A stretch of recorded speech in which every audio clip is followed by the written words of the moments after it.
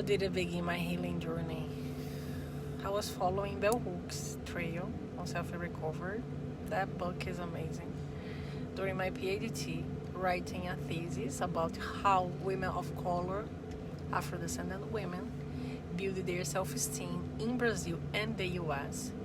I was also trying to experience all the things I was reading, learning about the topic. On my master's, I worked on raising awareness for the relationship between Black identity, body image, consumption, working class, gender, and race identity in Brazil. I was discussing the topic but not focusing on my own experience and not connecting with the spirituality and the self-compassion. On my Saturn return, I had a calling to go back to school and do what I wanted to study from my heart. My grad school followed my mom's direction about the market job. It was an escape from the stigma of everything she tried to prove so bravely to society. Her daughters got an education and were able to make their lives sustainable by themselves without the need for a husband or the idea of a man or someone providing for them. That was part of the trauma she gave to us. But she wasn't entirely wrong, because as a social category, as a black woman, a woman of color, growing up in Brazil, having a husband or a family is a privilege for most of us. The patriarchy in Brazil recently recognized how racism impacted black families' existence. Once black women were not seen as potential wives or mothers, and black men pursued status and careers through interracial marriage. Another aspect related to the hypersexualization of our bodies, the stigma of a body for the white man's sexual transgression, and all the objectification issues for Afro-descendant women's identity in Brazil post-colonial. At an early age, I think during my adolescence, studying in Salvador, Bahia, I heard about child abuse, sexual exploitation, and human trafficking. All issues related to a body born from a specific intersection of class, race, and gender in our city.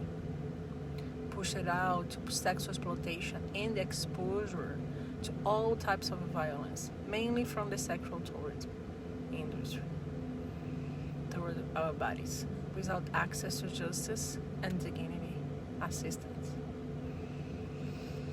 Again, coming back to astrology, I am Sagittarian. I don't know if because of that, but I use it to think, thinking a lot, make a lot of reflection about my life from an early age. That kind of intelligent kid Bell Hooks talks about on Black intellectuals. And she says that this kid brings questions the family is not interested in. In this article, she mainly reflects on breaking the silence on the violence cycle through a calling that Black intellectuals, as Black feminists, review as a kid. And I could relate it to that. How I ended up doing science, coming back to school and seeking my own healing and desiring to help others in my community. I believe it was also a calling to serve in my community, finding purpose through my personal experience. Many questions I got the answer to during my PhD came up to me as inspiration in my childhood. One day, I wanted to help people find their value inside of themselves, especially kids who don't have parents helping them see that. When my advisor said one day in class, everything happens during the PhD, read the article, Pain of the Thesis, written by a feminist, Miriam Gross. She's Brazilian. This is an article in Portuguese. She talks about somatic science, and she was alerting the class about possible delays and facts in our lives. Like we should pay attention because they were related to our PhD experience. Okay? In my case was depression. But a specific one that comes with a feeling of facing rock bottom. I was feeling completely powerless, lost, and weak. Yeah, I got to the rock bottom during my PhD. That was my awakening moment, you know. I use it to connect with the people by thinking about their lives and how they be in their shoes at some point for the last 10 years, and all my pursuits after my Saturn return related to serving others and the healing myself. So yeah, I've been interested in healing and learning different ways of thriving in my community. As a person, I was interested in building myself and feel good about that, being truly happy about who I was becoming. And I wanted to share with you all the things that are working for me. It does not mean they are a recipe or you have to follow them.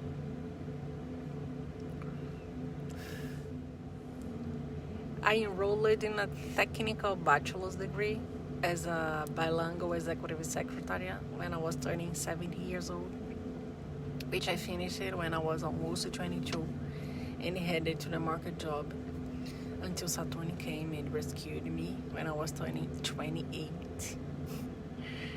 From this part of my life, I've started to listen to my heart more often than only my mind. My mind means my mom's guidance and my past belief I couldn't make my own path. But, you know, it's still better, like, get an advice from someone you trust who wants the best for you, right? So do I, and I was seeing myself going down and getting wholly unmotivated or not seeing any sense in what I was trying or choosing as a path to build who I am. 10 years after graduation, I took my ass to a master's in social sciences, studying gender, identity, consumptions, and race. I was tired. I was exhausted from trying to do things to boost my self-esteem, and I was trying hard to affirm myself and build who I am. During my master's and my PhD research, I found a lot of similarities in my self-esteem growth with other people inside the Afro-descendant women community in Brazil and the United States. Racism in childhood, trauma, bullying everywhere because of Afro hair, issues with body image, being stuck in certain positions at market jobs, gender identity issues related to racism, romantic relationships, partner, seeking love and love is never there. Seeking outside what should be looked at inside. It's crucial to understand the pain you came through and overcoming that pain. I was seeking validation and love, and I spent many years of my life waiting for my father's validation, something to make me feel good about myself. I can see the steps I did with clarity because I was waiting for that validation. I don't need anymore.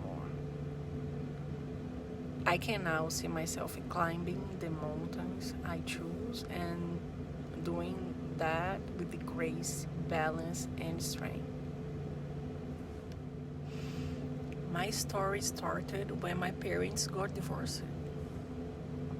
Everything in my life changed from that part. My mom was unhappy and depressed most of the time, complaining about life and how she would be able to raise a family by herself. She was 33 years old. Everyone around us was feeling sorry for us. How was such a lovely family and they ruined it. Everyone was ready to ensure we had the most incredible father in the world, and our family was lovely. And from that part of my life, the same people around me told me our life would change and we wouldn't be able to reach anything because we didn't have a father in the house. I remember people around me, my mom's friends, neighbors, and even family members saying there would be a massive risk for us getting pregnant and becoming teen mothers. We wouldn't have a happy life, and that was because our father abandoned us. They were talking about my sister and me. My brother became a problematic kid at school and almost couldn't finish his education. I'm not gonna lie, I thought that scenario was unrealistic. I used to dream about my life. Even when my father left us, I was a happy kid, 7 years old kid who just wanted to play with my friends. Sometimes I didn't know why my mom was crying that much. During that time, I often asked myself why that sadness was around and why people were cutting our wings off. That's how I felt.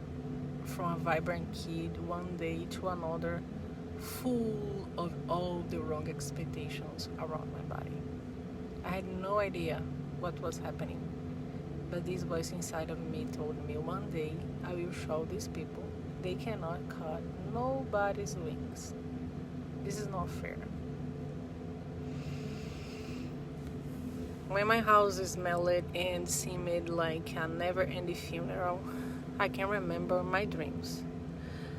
During that time, I dreamed about funerals almost every day. And as a kid, waking up at night with nobody on your side to connect with you and helping you go through that pain. When abandon felt like that because he didn't only divorce my mom, he also abandoned us as their kids. Yeah, I wanted at an early age to help kids navigate through their worst nightmares. What if the family is not there for you? My mom and the other family members were there, aunties, uncles, cousins, and my grandma. And thank you all. When I came to spend a year at UC Berkeley, doing part of my PhD research, I got engaged and connected with my healing practice. My spiritual journey also started here in the Olon land. When I got depressed, I was here. I had the awakening to see my life in another way. I've learned a lot from my interviewers as a student. I once heard from one of them in my PhD. She said she found self-love when she got at the rock bottom. Her interview was in 2017, and I remember putting myself out there during my PhD to live the things I was reading about, and I was putting my body into the research. I found a lot of similarities and in my interviewers' stories. Racism, sexism, gender identity, and body image. But the rock bottom part was specific to one interviewer. The rock bottom doesn't come from oppression in daily life like something that happens regularly. It's a wound, a deep one. It's a rare one. It can be caused for different reasons, and it's unique for each individual. For my interviewer, it was addiction. For me, it was depression. And we were both thinking about healing through that part of our life. So yeah, it's important to find motivation for healing. Unfortunately, experiences like addiction, depression, and low self-esteem are the typical starting point for self-recovery, healing, and spiritual journey. Even though the rock bottom experience doesn't come for everyone, the rock bottom mostly comes from trauma. In many ways, trauma impacts self-esteem and our ability to make self-reflection, a positive one, about ourselves. And rock bottom will show up at some time as an opportunity to heal, but until you get there, the dark place, it can be terrifying. And for me, it was also a calling to my spiritual journey and healing process.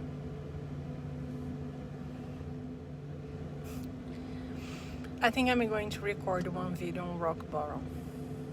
The interviewer who taught me about that also became a friend, helping me when I was getting out of my rock bottom.